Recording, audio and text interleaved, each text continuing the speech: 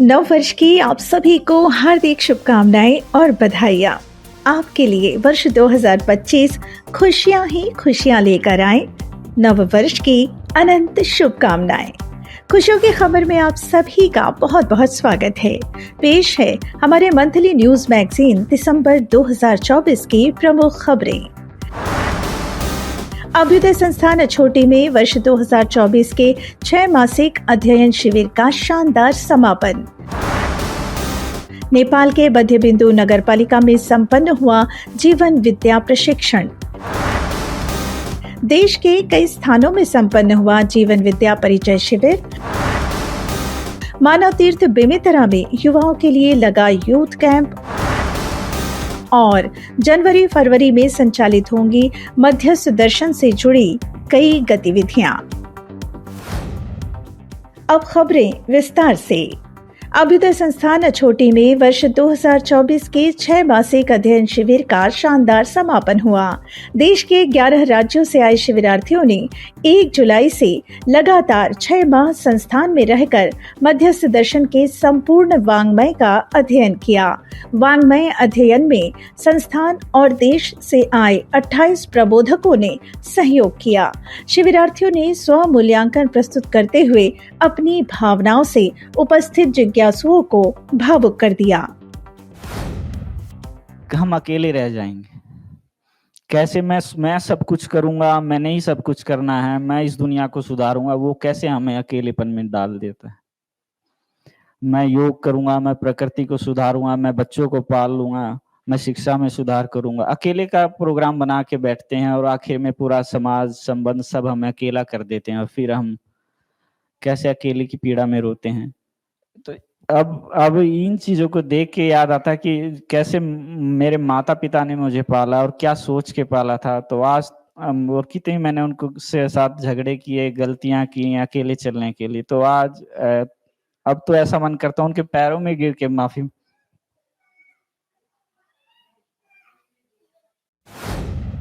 संत परंपरा में निसंदेह ज्ञान है और बहुत प्रखर ज्ञान है, लेकिन वहां पे कोई एक चीज छूट गई जिसको हम व्यवस्था कहते हैं, जिसको हम स्वायत्तता कहते हैं, जिसको हम एक परंपरा वाला ज्ञान कहते हैं।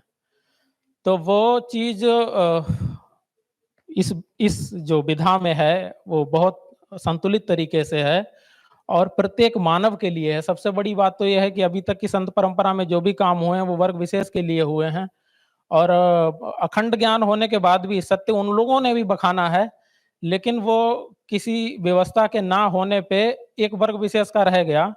उसके पीछे एक कारण यही रहा कि वो लोग मानव को, जो उनके आगे की परंपरा थी, वो उसको काम में नहीं लगा पाए, श्रम में नहीं लगा पाए। उन्होंने ये नहीं कहा कि श्रम मुक्ति का आधार है। और कहीं ना कहीं हम समुदायवाद के शिकार हो गए। दर्शन के प्रति बहुत स्वीकार्यता है इसलिए भी कि एक कंप्लीट पैकेज है। यहाँ एक मात्र ऐसी शिक्षा है जिसमें आपको आर्ट भी मिल रही है, साइंस भी मिल रही है, टेक्नोलॉजी भी मिल रही है, एग्रीकल्चर मिल रहा है, अध्यात्म मिल रहा है, मनोविज्ञान मिल रहा है, समाजवाद मिल रहा है। तो ये इतनी चीजें 6 महीने का एक जो पैकेज इन लोगों ने डिजाइन किया है जीवन विद्या परिवार वालों ने बाबा जी के दिशा निर्देशन में, मैं नहीं समझता कि विश्व में और कहीं है और अब और कहीं होने की जरूरत है। ये यहाँ से फैल जाएगा।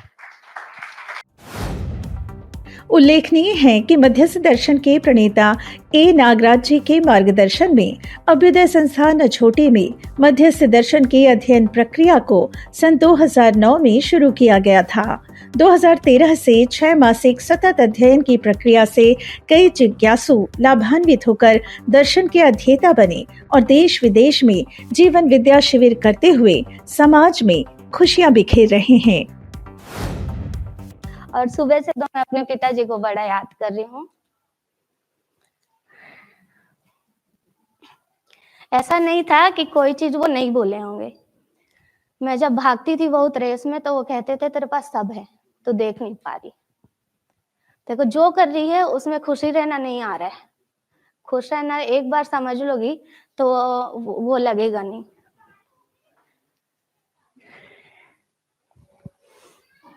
उनका बाबा जी का जो श्लोक है ना कि मनाकार को साकार करने वाला, उसमें ये श्लोक बार बार आता है मानव के बारे में।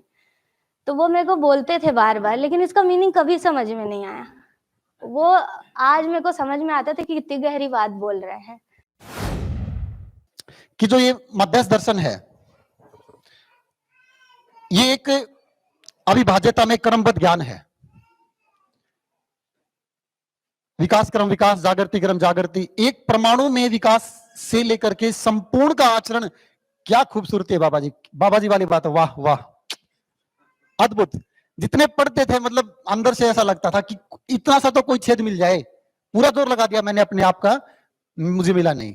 एकदम अविभाज्यता में, स्पष्ट क्रम में, गजब का है ये। तो मैं निश्चित हूं कि कोई भी व्यक्ति अब या भविष्य में संपूर्ण मानव जाति यदा कदा तक अगर सुखी संपन्न समृद्ध रहना चाहती है तो मध्यस्थ दर्शन शाश्वत उपलब्ध है। मध्यस्थ दर्शन की जीवन विद्या शिविरों की गूंज अब पड़ोसी देशों में भी सुनाई दे रही है।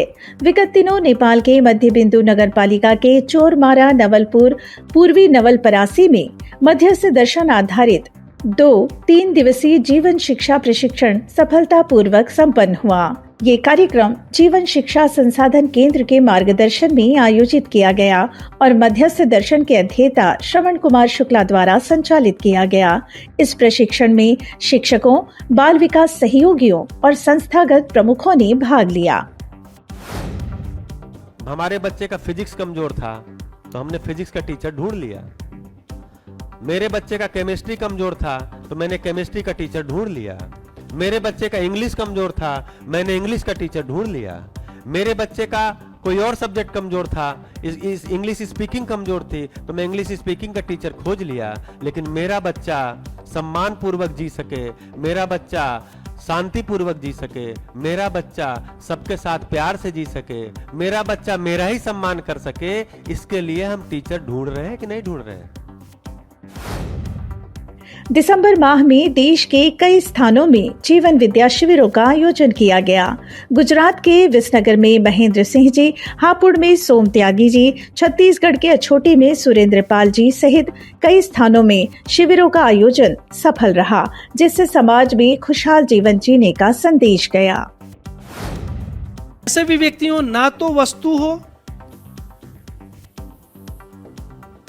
और ना ही पात्रता हो, उसके आसपास कोई वस्तु भी नहीं है और पात्रता भी नहीं है। ऐसे बहुत सारे लोग दुनिया में, बहुत सारे ज्ञानी ऐसे पढ़े कि उनके पास कोई वस्तु ही नहीं है, वो दूर दूर तक संभावना भी नहीं वहां पहुंचने की, ठीक है। और दूसरा, उसकी पात्रता भी नहीं, वो सैचुरेटेड है कि मेरे को सब ज्ञान हो चुका है। उस तक पहुंचाना, वस्तु भी पहुंचाना, पात्रता भी देना, इसका नाम है करुणा। ये 3 लेयर हो, ये तीनों को एक साथ मिलाया तो इसका नाम है प्रेम।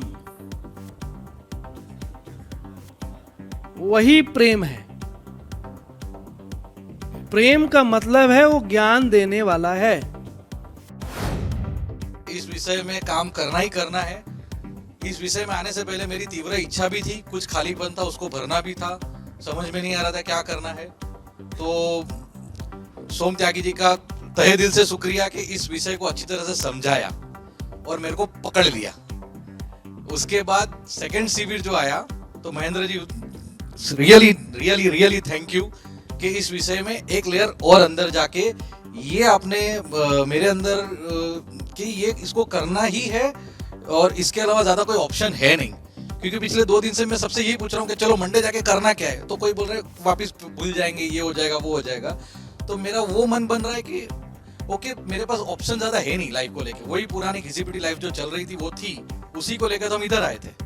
अब इधर से क्या लेके जा रहे थे, इधर से मैं आपकी हर बात का एक ही जवाब जो मिल रहा है ना उसको मैं अब स्थापित करते हुए कि हाँ अध्ययन करेंगे, ये पक्की बात है। तो ये मेरा कमिटमेंट है आपसे कि यहाँ पे जो मैंने देखा सीखा वो मुझे लग रहा था पहले शुरू में कि ये सब तो हमारी लाइफ में चल रहा है, पर जब आपने इनकी मीनिंग हमें बताई तब ऐसा लगा कि नहीं, ऐसा तो नहीं है, बिल्कुल नहीं है। जो हम जी रहे हैं वो हमें जीना लग रहा है, पर ऐसा है नहीं। एक्चुअल में हम जो कर रहे हैं वो हमें लगता है कि हमने इसका मतलब किसी को कुछ दिया है तो हमने भला करा है उसका, तो उसमें भी हमारा कुछ भला होता है, इसलिए हम भला करते हैं किसी का। इसका भी मीनिंग आपने गलत साबित कर दिया कि हम हमारे लिए ही करते हैं जो करते हैं। तो ये युवाओं के लिए दिसंबर का अंतिम सप्ताह अब महत्वपूर्ण होता जा रहा है। मानव तीर्थ किरीटपुर छत्तीसगढ़ में अब प्रतिवर्ष यूथ कैंप का आयोजन किया जाता है, जिसमें देश भर के युवा परस्पर सहयोग और श्रम पूर्वक खुशियों के साथ जीने का तरीका सीखते हैं। इस बार यूथ कैंप के संचालन में अंकित पोगुला भाई और विनायक भाई ने युवाओं को खूब प्रभावित किया। हमें वर्तमान के नियम के अनुसार ही जीना होगा और हमें मतलब सुनने और सीखने की आदत वो डालनी होगी, क्योंकि हम अभी देखते हैं कि हम छोटों को मतलब छोटा का नहीं सुनते हैं, तो उसमें हमारा मतलब अहंकार वाला भाव है वो बढ़ जाता है। तो हमें ऐसा नहीं करना है, मतलब हमें छोटों का भी सुनना है और उससे भी सीखने की हमें आदत डालनी है। और दोस्तों की भी जैसा होता है कि मतलब हम कभी कभार वो हमें नहीं समझ पाते हैं तो हम उससे प्रभावित हो जाते हैं, मतलब तो उसके भी जैसा होता है कि झगड़ा वाला वो रहता है, तो हमें उस बीच में धैर्य बनाकर रखना है और उन्हें भी समझने की कोशिश करनी है, जिससे कि हमारी मतलब संबंधों में जो विश्वासपूर्वक जीना है वो बना रहेगा। पहले ये दिनचर्या हमारी अनियमित थी, किंतु यहाँ आने के बाद अब दिनचर्या नियमित हो गई। पहले हमारा मूल चाहत स्पष्ट नहीं था, किंतु अब मूल चाहत स्पष्ट हो गया। पहले हर कार्य को करने में भय बहुत ही अधिक लगता था, किंतु अब भय पर नियंत्रण रखते हुए अब हर कार्य को कर सकता हूँ। पहले मानव लक्ष्य भी हमारा स्पष्ट नहीं था, किंतु ये शिविर करने के बाद अब मानव लक्ष्य भी स्पष्ट हो गया। परिस्थिति के प्रभाव में आकर हमारी स्थिति बदल जाती थी, जिससे मैं समाज में कुछ खास बदलाव या कोई काम नहीं कर पाता था, किंतु अब अपनी स्थिति को मजबूत कर समाज की परिस्थिति को ये बदल सकता हूँ, अब मुझे ऐसा लग रहा है। और अब प्रस्तुत है आगामी महीनों में होने वाली जीवन विद्या गतिविधियों की सूचना।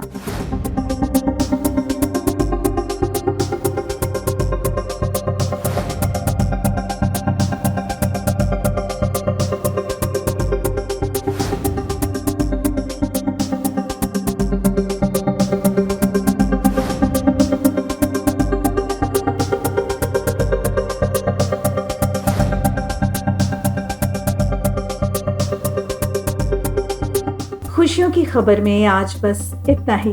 मिलते हैं अगली बार फिर कुछ नई खबरों के साथ। तब तक के लिए नमस्कार।